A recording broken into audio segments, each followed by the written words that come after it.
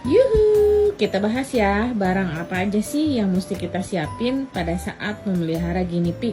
Untuk pertama kali ya, bagi teman-teman yang baru melihara guinea pig nih, tapi bingung barang apa aja sih sebenarnya yang perlu disiapkan sebelum guinea pignya datang nih ke rumah.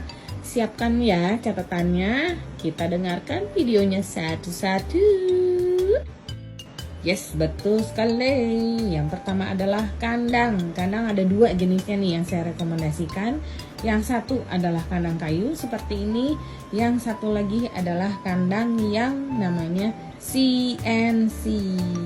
Nah, tergantung nih teman-teman mau pakai CNC atau yang kayu. Tergantung dengan budget dan kebutuhan teman-teman sendiri ya.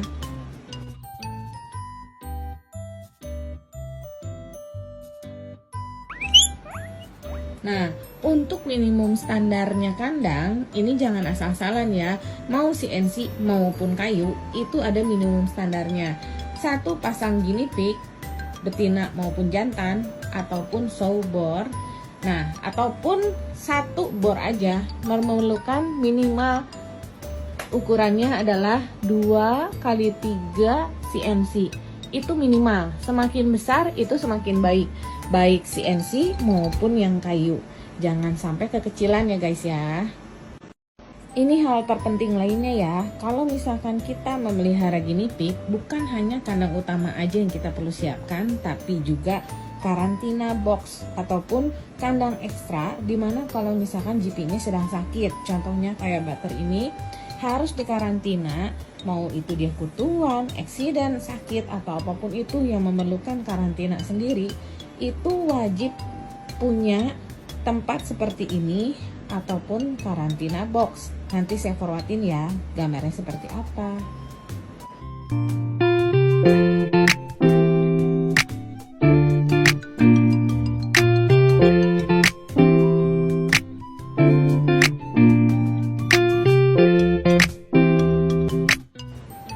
Oke, sebelum mengundang pertanyaan lebih jauh nih, barang-barang apa aja yang saya udah beli, saya sudah masukkan di link bio ya. Jadi klik aja di bio saya, itu ada link barang-barang apa aja yang saya udah beli di Shopee ya. Jadi tinggal cek aja satu-satu di sana, oke?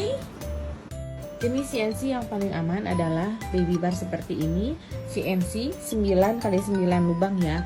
Kalau yang ini kurang aman memang, tapi bisa dipakai untuk guinea pig yang dewasa ya. 8x8 ini bahaya. Ini adalah pintu, jangan lupa membeli pengaitnya ya biar aman. Kadang-kadang kita spot cleaning kita lupa nih untuk tidak mengunci kembali, ini bahaya guinea pignya jatuh sampai ke bawah ya, ataupun kabur keluar. Nah, untuk aksesoris lainnya seperti penahan yang triangle seperti ini ataupun yang setengah seperti ini ataupun roda, bisa kontaknya ke Toru and Friends ya, DM di IG-nya ya. Hal terpenting lainnya adalah pemasangan termometer dan humidity meter. Ini kita harus cek ya setiap hari apakah suhu dan kelembaban udaranya ini aman untuk guinea pig tinggali. Untuk suhunya sendiri, ini tuh berkisar antara 24 sampai 25 deh yang aman. Maksimumnya di 28, di atas 28 pasti GP itu heat stroke. Dan untuk kelembabannya tolong dijaga 40 sampai 70 derajat ya. Ini kita harus cek tiap hari ya, oke? Nah, karena bronze bawel, kita lihat ya, suhunya ini 26 derajat Celcius. Coba deh saya mau naikin lagi suhunya di 25. Maksudnya diturunin ya, jadi 25 menggunakan AC. Ini AC ini berfungsi selain menurunkan suhu ruangan, ini juga bisa lebih mengeringkan atau mengurangi kelembapan. Nah, kalau masih lembab juga ruangannya, boleh pakai dehumidifier seperti ini yang besar ataupun yang kecil, ruangannya kecil. Karena saya awalnya pakai yang kecil, ternyata nggak begitu efektif. Saya membeli yang 20 liter. Ini wajib punya ya, kalau punya budget. Barang lain yang wajib dimiliki ketika memiliki guinea pig di dalam cage-nya adalah Heidi. Heidi ini berbagai macam ya. Ada yang box seperti ini dari Piggy's Corner, Piggy Box namanya ya. Ini ada Heidi dari kain-kain tenda seperti itu, panel dari kayu, kain fleece seperti ini. Nah, boleh kita kombinasikan semuanya sesuai selera kita masing-masing dan sesuai dengan kebutuhan GP-nya ya. Untuk air minumnya sendiri, tolong wajib sediakan ya setiap hari terisi full seperti ini. Dan saya biasanya gunakan keramik bowl ini agar air yang menetes di sini tumpahnya ke keramik bowl tidak mengenai flash ini biar tidak lembab dan tidak ditiduri oleh GP. Dan hati-hati juga ya, kadang-kadang kepala minumannya seperti ini suka menetes. Jadi tolong diperhatikan kualitas botol minumnya juga ya. Hay ataupun jerami kering ini adalah makanan utamanya guinea pig. Nah, kita gunakan hay bag seperti ini yang digantung dan tidak terkena bawahnya agar makanan ini ataupun hay itu tetap steril, bersih, dan tidak kotor kemana-mana dan memiliki dua akses agar jika di dalam satu cage ada lebih dari satu GP ini tidak rebutan. Jangan lupa juga sediakan spare hay, macam-macam hay yang digunakan sesuai dengan kebutuhan GP ya. Seperti ini adalah jenisnya alfalfa, ini adalah Timothy, itu juga Timothy, dan ini adalah jenis orchard. Untuk alas kandang yang wajib adalah GP wajib empuk dan tidak boleh pakai besi. Nah, untuk alasnya bisa pakai perlak seperti ini. Ini adalah Guinea Dead ya. Dan ini Pet Harbor, perlak anjing yang bisa dicuci. Ini sama ini bisa cuci, ini sekali pakai. Ini wajib banget dipakai. Terserah sesuai dengan budget teman-teman masing-masing. Mau pakai yang Pet Harbor doang boleh, mau pakai yang fleece seperti ini boleh. Asal intinya kunciannya adalah empuk untuk guinea pig agar kakinya tidak bermasalah. Untuk pelet GP-nya sendiri saya pisahkan menjadi dua nih. Satu yang buat adult di atas 6 bulan, itu saya memakainya Oxbow Garden Select. Nah, untuk yang masih baby atau di bawah 6 bulan, saya memakainya Burgess Excel seperti ini. Nah, kalau ditanya, boleh nggak nih pakai merek lain yang khusus guinea pig? Boleh, tergantung dengan budget teman-teman masing-masing. Nah, untuk yang pertanyaannya boleh nggak memakai pelet kelinci, saya simpannya bilangnya jangan, karena itu harus kita ngitung-ngitung deh vitaminnya atau kandungan apa yang kurang dari pelet kelinci itu yang kita harus kasih ke guinea pig. Dibanding ribet, udah deh mendingan yang gampang-gampang aja yang semua kandungannya ini khusus untuk guinea pig, ini yang untuk bayi, ini untuk yang dewasa, gitu ya kira-kira. Untuk buah-buahannya sendiri itu saya jadikan sebagai snack atau selingan saja, jadi nggak wajib ya. Apalagi kalau misalkan sedang sakit ataupun kembung khususnya, itu saya tidak memberikan buah ataupun sayuran sama sekali, saya stop gitu. Jadi kasih buah dan sayuran itu adalah snack atau selingan, bukan makanan wajib yang harus kita kasih tiap hari banget gitu, yang harus kayak gitu enggak ya. Jadi tolong diperhatikan sesuai dengan kebutuhan GP aja, selang-seling aja dikasihnya, oke? Mangkuk pelet yang direkomendasikan adalah yang jenisnya keramik, karena selain itu aman untuk guinea pig, mereka tidak mudah untuk digigit ataupun itu berat ya. Kadang-kadang si guinea pig tuh nakal nih, suka naik-naik keramik bowlnya dan bisa membuat si peletnya tuh jatuh kemana-mana. Kurang lebih seperti itu ya. Karena guinea pig tidak bisa memproduksi vitamin C sendiri, kita wajib untuk memberikan asupan vitamin tambahan untuk mereka loh. Nah, saya rekomendasikan yang pertama adalah liquid vitamin C dari Child Life. Yang kedua, ini Oxbow yang berbentuk tablet vitamin C. Ini sebenarnya lebih bagus sih, karena ini benar-benar liquid dari vitamin C sendiri. Jangan terlalu berlebihan juga ya memberikan vitamin kepada GP, karena itu bisa membuat pipis berdarah dan itu tidak baik untuk kesehatan ginjalnya. Critical Care adalah suplemen makanan yang wajib dimiliki oleh pemilik guinea pig. Ini wajib banget punya ya. Saya tekankan lagi, wajib banget punya. Ini adalah suplemen makanan bagi guinea pig. Jika guinea pignya mogok makan ataupun sakit ataupun pemberian obat, ini wajib dikasih. Karena guinea pig harus makan tuh sekitar 4-6 jam sekali. Jadi perutnya nggak boleh kosong. Makanya kita bantu sepetin campur sama air pakai ini ya. Boleh kental, boleh cair, ini sesuai kebutuhan dan ikuti dosis pemakaiannya ya. Jangan dikasih secara rutin, nggak bagus juga. Oke? Inilah yang dinamakan sepetan, squid, string gitu ya. Ini wajib banget dipunyai oleh pemilik guinea pig. Harus yang 1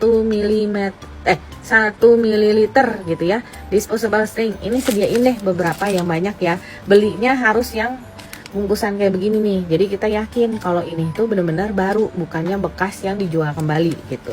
Jangan beli yang di atas 1 mili ini ya, karena ini berbahaya. Takut si GP-nya tersedak. Oke? Nampaknya nih Nah, semua yang saya review tadi jabarkan nih, yang sudah-sudah seharusnya selamat lah. Awal-awal mula miara guinea pig, udah deh beli barangnya itu dulu deh gitu. Oh ya, sama sapu paling ya, untuk sapu-sapu lah, sisanya yang lain bisa lah kita cari. Pokoknya esensialnya itu dulu deh yang harus memerlukan waktu. Beli-beli dulu, nyari dulu, setup dulu gitu ya. Nanti next ke depannya kalau misalkan video ini bermanfaat, boleh nanti DM saya lagi aja untuk request buat video seperti ini lagi ya. Terima kasih ya teman-teman udah menonton. Semoga ini membantu banget nih buat teman-teman yang kepengen miara GP tapi nggak tahu barangnya apa aja sih yang mesti kita siapin. Oke, makasih semua ya. Good night. Jika teman-teman memakai CNC, jangan lupa ya pakai yang namanya cable tie. Nggak cukup loh pakai konektor seperti ini doang, karena ini nggak akan kuat untuk menghadapi berbagai goncangan anak-anak di dalam cage-nya. Jadi cable tie-nya cukup satu aja setiap sisinya ya, biar aman, nggak cepet copot, dan tetap on point. Jika pakai CNC juga, jangan lupa bawahnya pakaikan selalu infraboard atau yang namanya saya jadi gagal fokus, maaf ya. Nah, intinya kita harus pakai infraboard seperti ini ya. Supaya apa? Supaya kotoran yang berada di dalam cage ini, baik hay maupun kotoran pup mereka, tidak jatuh-jatuhan ke bawah, baik di lantai 2 maupun di lantai 1. Jadi harus tetap dipakai ya. Itu linknya ada di link bio saya ya. Tinggal diklik aja. Warnanya bebas kok, warna-warni banyak sih infraboardnya.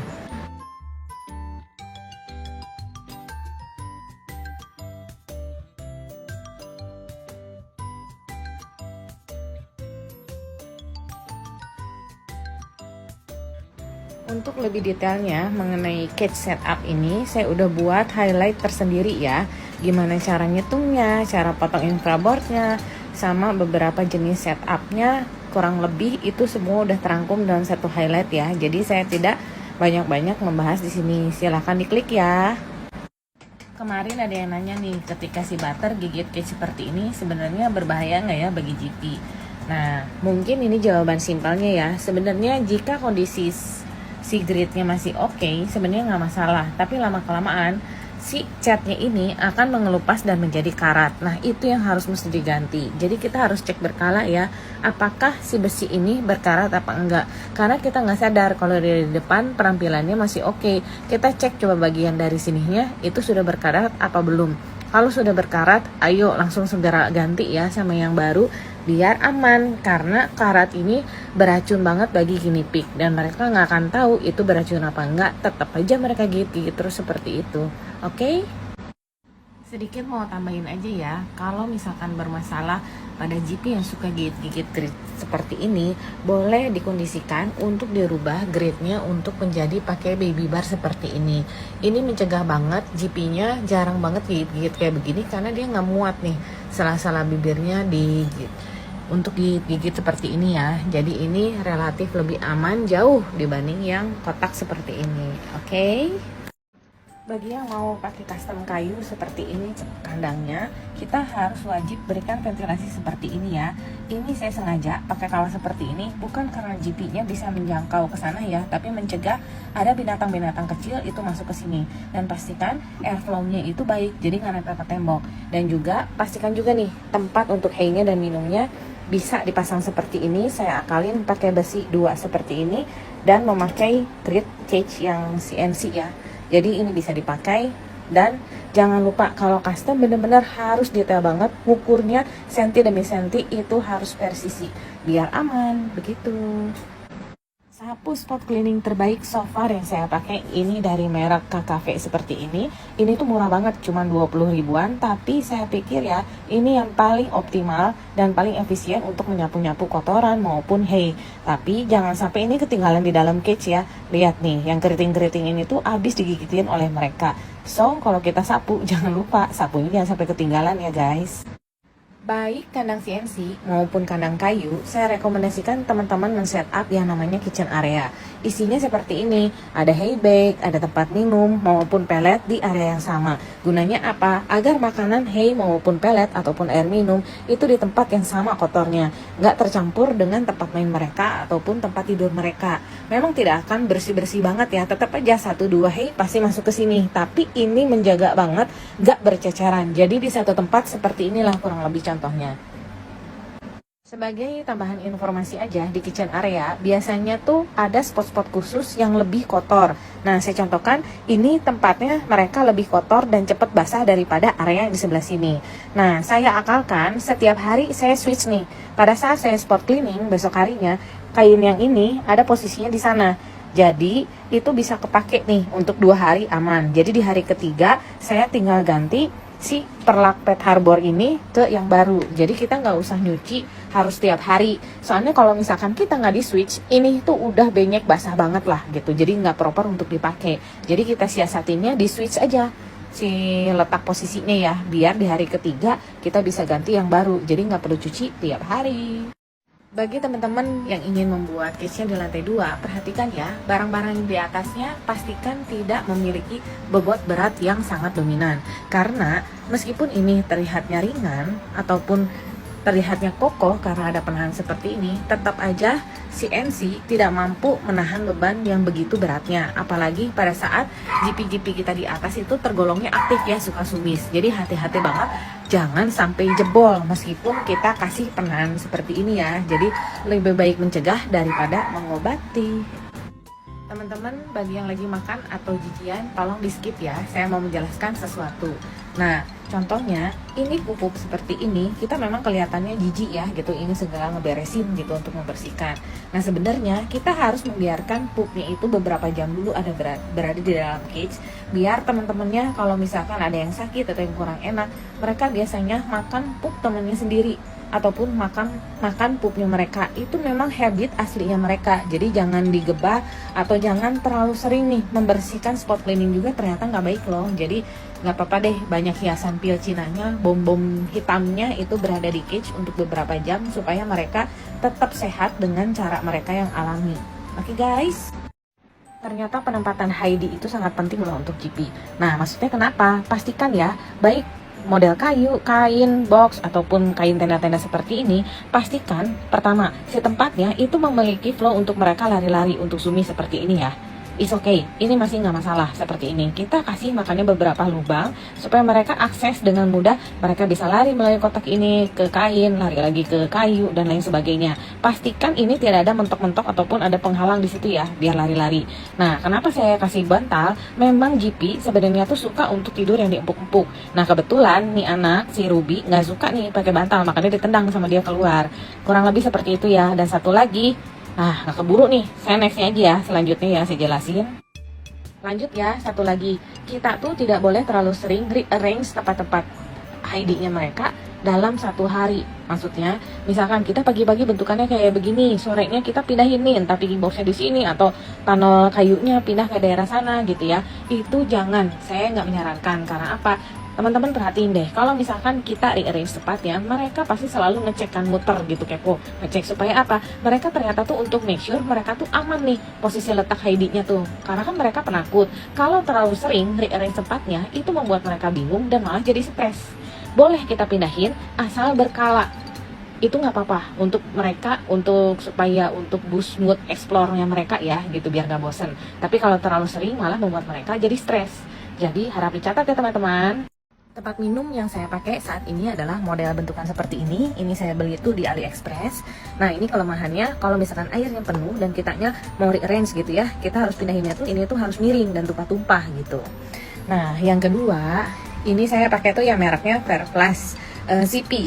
Ini tuh oke banget sebenarnya, meskipun ada beberapa tuh suka netes, makanya saya pakai keramik bowl seperti itu. Teman saya pernah pakai yang nama mereknya tuh Flaska. Nah, saya udah beli tapi belum sempet coba. Nah, teman-teman boleh dicoba ya mereknya Flaska. Itu katanya sih awet, murah, dan oke juga nih. Si nozzle-nya nggak netes-netes. Kurang lebih kayak begitu ya. Kalau nih anak nih memang doyannya tuh foto model nih, suka foto-foto nih. Kebetulan ada pacarnya, pacar lama nih, pacar pertama yang membuat bros tuh bucin banget tuh, lihat. Kalau ada si Kimi udah lupa sama mamanya tuh, lihat. Wah, terima kasih banyak Cijes.